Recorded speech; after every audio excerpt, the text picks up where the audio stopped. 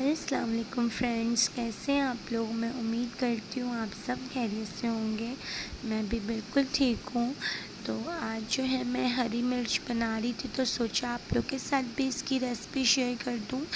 तो काफ़ी लोग बहुत सारे तरीक़ों से बनाते हैं। तो ये मैंने दरअसल मुझे चूरन बहुत ज़्यादा पसंद है।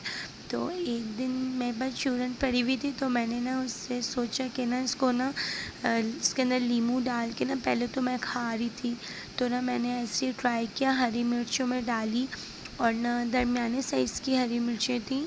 तो इसके अंदर मैंने इनका मसाला भरा और मैंने ना इसको ना और क्या कुटी हुई लाल मिर्च भी डाली थी इसमें मैंने। और पहले मैंने पिसा हुआ धनिया नहीं डाला था, लेकिन अभी डाला है।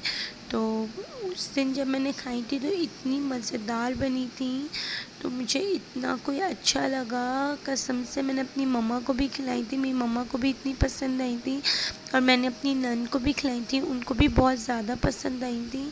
तो मैंने सोचा आप लोग के साथ भी इसकी रेसिपी शेयर कर दूँ। बहुत ही ईज़ी है, आप देख सकते हैं, इतनी आसान है ये रेसिपी।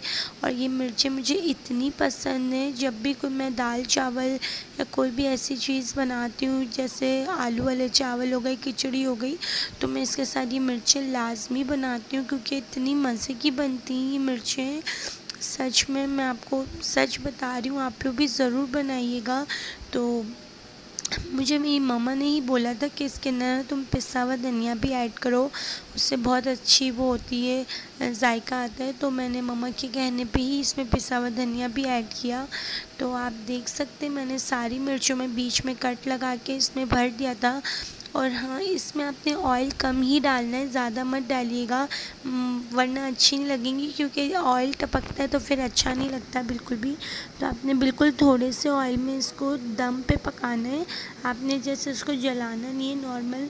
आप देख लें, ये बिल्कुल ऐसी बनी और इतनी करारी मिर्ची होती हैं, इतनी मज़े की होती हैं कि आप लोग जब बनाएंगे ना, तो आप लोग मुझे कमेंट्स में ज़रूर बताइएगा आपको कैसी लगी मिर्चें।